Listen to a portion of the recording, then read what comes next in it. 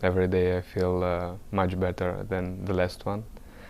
I appreciate all that I have right now, and I don't forget nothing. But someday, even I feel good, in some moment suddenly I can start to cry. And if I hear some song that I remember, if I see some photos from my previous life before Gaza, that I remember, of course, when I was in Gaza, it's like main reasons of my tears. Once you got into Gaza, what happened? When we went through the wall, like through the gate, we saw big field. This field was full of people, civilian people probably, I don't know. They were really happy. They had savage energy, and they were really like, I was like, I hold handle of the car and like somebody started to. Were you scared? It was condition of shock. I was not scared. Like I didn't realize like what's going on, and they took us. They tied up hands like this, put us on the floor, and I started to explain them like я русский, I'm Russian. Like я не говорю на иврите, I don't speak Hebrew, I speak only Russian and English. To explain them, like what can we do? Some guy was from the left side of me, and he has like gun. I tried to like touch him and ask him like, you us kill us? You asked him if they were planning to kill you. Yeah, I asked him. Like it's only one thought that I had. Like, what are they going to do with us? In a couple of hours, they brought Almog, like the same day. And in some moment, one guy, he was like, I was really scared about him. I was really afraid. And he took fabric from my eyes and showed me with signs, like, tomorrow, I will film you, and I will kill you. It was in the first day of our being in Gaza. Your mom said that you were tied up like that for 2 months. The first 3 days was with ropes. Until middle of December, we were in chains. You were tied to with chains? With chains. They were afraid that we will run away, like, maybe, I don't know. But in December they took off and we were free. And always the three of you together? Yeah. But in some days, in 3 days, they started to treat us a little bit better. They started to give us food, and you already understand that probably they're not gonna kill us.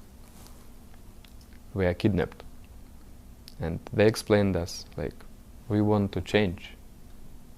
Like, they, like, prisoner with signs, like, you're going to Israel, our people go to Gaza and West Bank.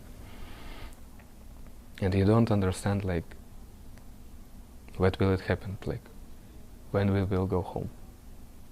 And you ask them, like, what's going on outside? They told us some news that is going on between Gaza and Israel, between USA and Israel. And during all these 8 months, we had like waves of our mood. Like we have some good news, and after like nothing. Like the deal broken, something bad happened, like bomb, shooting outside, a lot of bombs, and in the night you wake up, like it was a lot of times, in different places. You wake up, and like because of the really big bomb fall down like near to your place, like 50 meters, maybe 100. It's like sound from hell. You wake up, you have heart break, like pulse, maybe 200, I don't know. You have eyes like this, and everybody woke up and we don't talk. Like, only one thought that we have, I had, like probably everybody had. Maybe the next bump will be our. But obviously you were aware that there was now a war going on, and these were the IDF bombs that you were hearing that gave you heart palpitations. Were you afraid you were going to die any one of those days? First 3 months we were afraid of every bomb that we heard. Like every time you started to hide in the corners of our room, and terrorists like, haha, what are you afraid? In Arabic, but we already understood that. The doctors, your mom, said that there was a lot of psychological warfare conducted and abuse. How often would you hear things like that, and how did it make you feel? Not from everybody, but some of them, the last main bad guy who was with us. At the last our place, he told us a lot, like Israel wants to kill us, and we are a problem for Israel, and they try to solve this problem like with the way of like bomb, that your family doesn't try to find you. And to Shlomi they said that your wife is probably looking for somebody else. Did you ever believe it?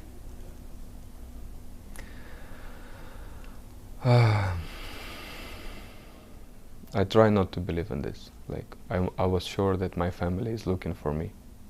I was sure that wife of Shlomi keep going and try to find him.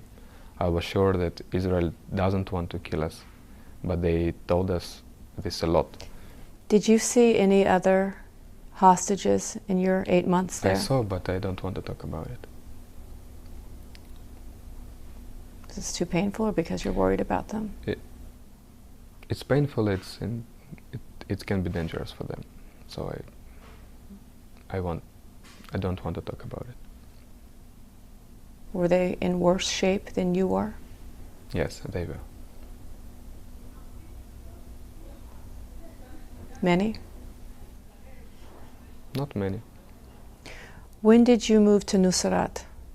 I don't know, but if you mean the last place, it started in the middle of the December. This apartment was really big, maybe 180, and one half. In one of the half we took place, and another half it was for family. No one time we didn't see faces because we were separate with the door. And you never saw them? Yeah, we didn't see them, never. So tell me about that day of the rescue, June 8th. We were sure in that day, in 8th of the June, that it was like regular morning. I was reading some book about Marco Polo. They gave you books? Couple, they gave us book only in April. They gave us also some stories about Quran, and you can read, you cannot read, we don't care. So we read it. Of course we read because it's like to take our mind with something. And sometimes suddenly in every window that we had started to little explosions and they are already inside, and I was what's going on? What's going on? You're a little bit freezed, you're in shock, you're afraid. Of course, of course. If it is like Israeli army, I thought that they told us that if they come to rescue, we will kill you. Like, don't think that we will give them to rescue. And I understood that that's a hell. I prayed like they had like couple of seconds to kill us. Like, I mean, they were in the room with you. Not in the same room, but they have like 5 meters, like one shoot. So, but they didn't do this. Like, they were killed maybe in like 5 seconds. Like, they started to ask our names, like Shem, Shem. Probably you saw it in video.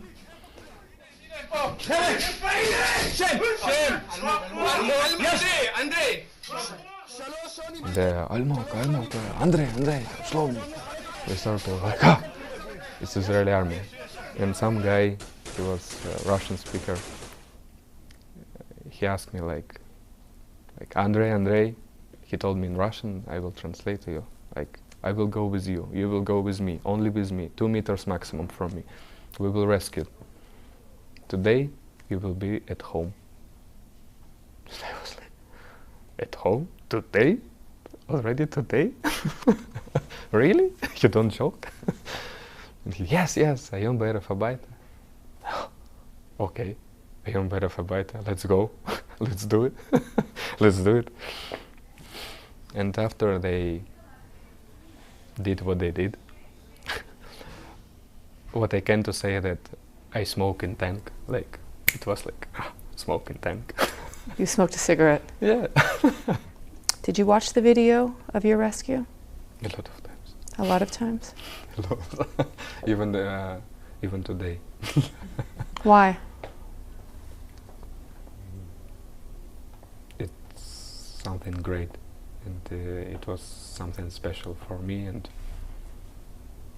it's my 3rd birthday. The first one was on 7th of October. The 3rd one in the 8th of the June. And of course I remember this. I made this tattoo. It's scars that I got from 7th of October when I fall from the cliff and some bushes cut my skin.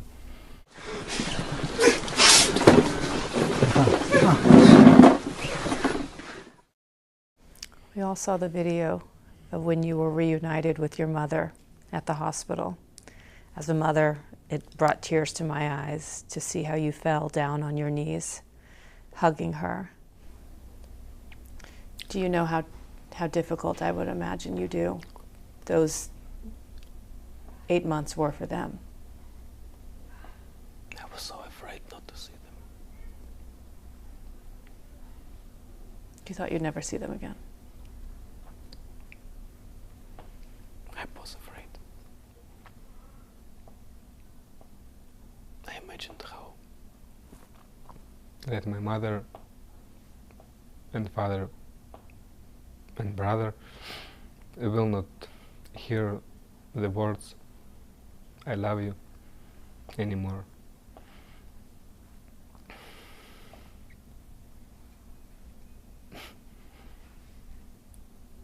I know that 120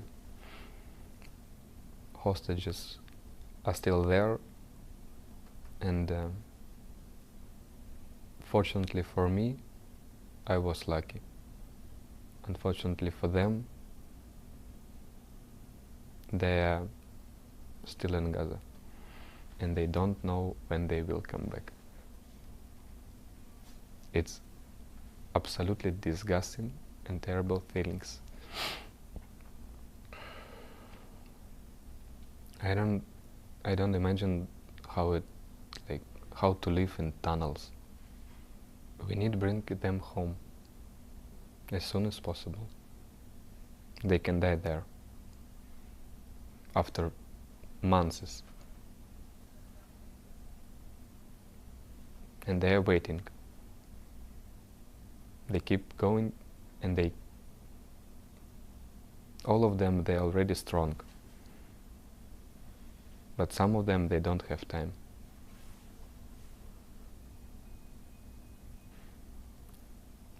So we need deal.